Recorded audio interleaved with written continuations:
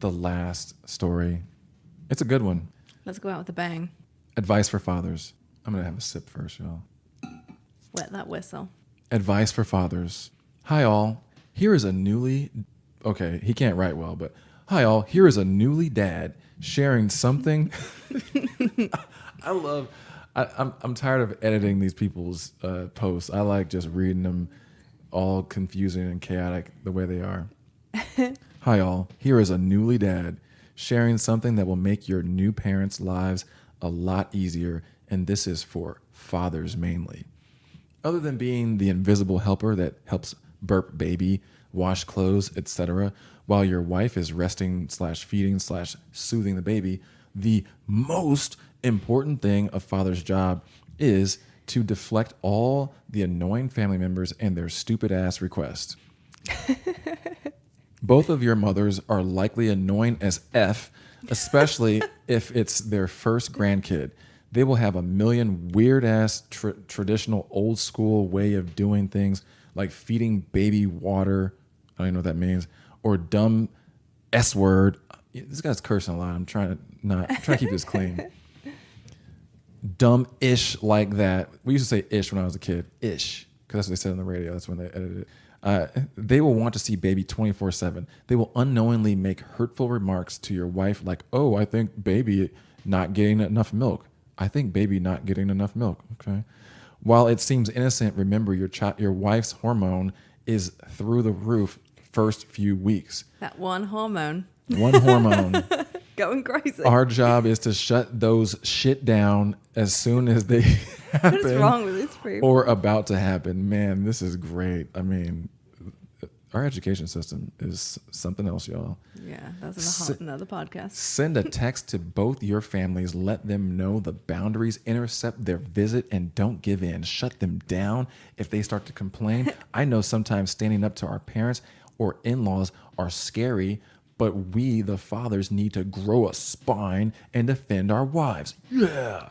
I can guarantee you this will make your new parents' lives a lot easier and vastly improve you two's relationship. Thank you for coming to my TED Talk. And then I'm going to read I'm not going to read the edit. Okay. That's funny. Yeah, so... I mean, it's funny that, like, I think that this kind of goes back to I feel like we've had this conversation probably on another podcast where it's like, there's this idea that there's nothing for the dad to do initially. And it's like this guy thinks that he's like found the one thing. And it's like, yeah, that's an important thing. But there is so many other things that a dad can do with a newborn. Like, it is not just that, like, you know, like cooking food, like making sure everyone's, you know, eating, bathing the baby, like feeding the baby if there's like, you know, a bottle feed situation, like putting the baby to sleep, doing laundry. I mean, there's just so much stuff, right, to do. Yeah, planning. Like, I mean, just planning. Yeah, reading like books to learn about things that you need to be doing next. Yeah, and then there's like, you know, the physical stuff, like, you know, setting up all the stuff for the baby. You know, when you have a newborn, I feel like if you're anything like us, you're constantly like on Amazon, like looking for new stuff, trying to figure it out. Like, there's constantly boxes coming, things need to be put together, things need to be sent back, taken back to the post office, whatever. Like, there's a lot going on, like, and it's all of the just everyday, like, kind of mundane stuff that is life that needs to be done. And there's a huge opportunity for dads to like help with all of that, as well as spending time with their kid and bonding with their kid. So, you know, I think this guy's like kind of onto something, and that he's like, you know, it's great that he like wants to do something and he thinks that he can do this, but like the scope of what he can actually do is so much greater than what he's saying here. Yeah. Now, I will say that this is a very popular post, and the reason for that, I believe, is because so many men, husbands, are just bad at defending their wives in general. So it's like, this is you talk about advice for fathers. This is advice just for husbands. Like, my parents or literally anyone else, if you've got something negative to say about my wife, they know not to say it to me. It's like, don't say it to me. Like, you say that behind my back or something, because if you say it to my face, like, we're going to have a conversation that you're not going to enjoy. And when I say not going to enjoy, not like I'm going to yell at you, but like you're going to feel like, I just kind of what it's like when the kid gets like a stern talking to from his parent. Like, I don't want my mom to feel like I'm treating her, like my child or whatever, or, but like the thing is, there's a lot of people out there who really do spend a lot of energy caring what other people think.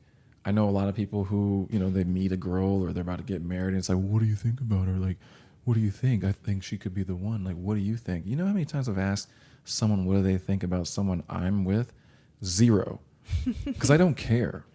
It does not matter what you think. I'm the one that has to live with this person. Like, so the moment that someone starts to like throw in like their unsolicited advice or feedback, it's like, hey, you know what? I'm fine. I want to learn. I mean, I am a learner. Top 5 strengths. One of my top 5 strengths is learner. But like, if it's you're just judging the way we're doing it, it's like, oh, I don't like the way you're doing it. Well, hey, I could see if we were just doing something dangerous or idiotic, but if we're doing something according to a plan that we worked out and you're trying to persuade me to do something differently, you know what? Nah, let's just don't do that. So I agree that you have to step in and defend. I think that it should start before you have a baby, though. I don't know. And then when it comes to, a lot of the commenters, actually, there were a lot of commenters that said, they feel useless. They feel like they don't matter.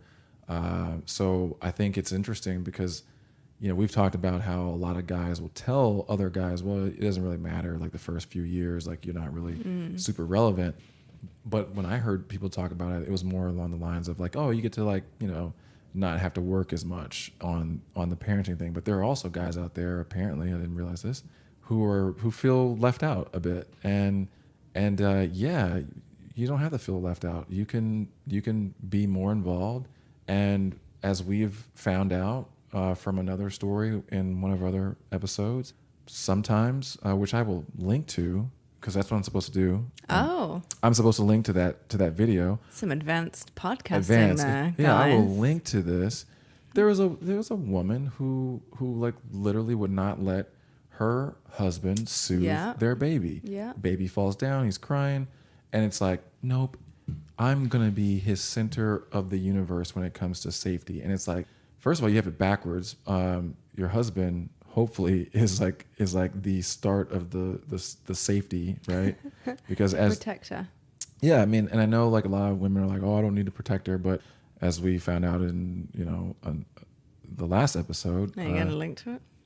I mean, there's too many links here. But as we found out in the last episode, people will literally try to walk up to you and kidnap your kid. But the thing is, that will never happen if your husband's there. The stories where women experience someone trying to kidnap their kid right in front of their face in public, that's not happening with a strong man present. Period. That reminds me of that video that we saw about the convicted child molester guy who had been in prison for like 25 years, and he got out and he did a podcast interview with somebody who was saying, how do you pick your victim? And the first thing he said was like, I look for single moms when the dad, if the dad isn't around, or if the dad is like disengaged, those are the people and the kids that he targets. Yeah. Which is really interesting. Yeah, they're looking for weak points. And I don't want to call single moms weak, because that job of parenting is hard. I cannot imagine doing it on my own as a man, let alone as a woman. But the reality is there are some creeps out there, and as I said before, we're not going to win the day with just love alone. Like we got to have some balance, like love and kindness and And, you know, caring is nice to have, but also, you know, you got to have at least the potential for some pain, the threat of the possibility of pain, you know. You know, so I yeah, anyway. So yeah, any other thoughts on that? No, I think that was a good one. Good one to end on. Yeah. But great job, this dad and his poor grammar. We salute you, sir. And all the other new parents out there. Yeah, so thank you so much for tuning in. We really appreciate y'all's support. We do. Please subscribe. Please like. Please comment. Tell us what you think. And we'll be back next week. Yeah, hey, if it's like, hey, Otis, like, you could, like, plus up your energy levels.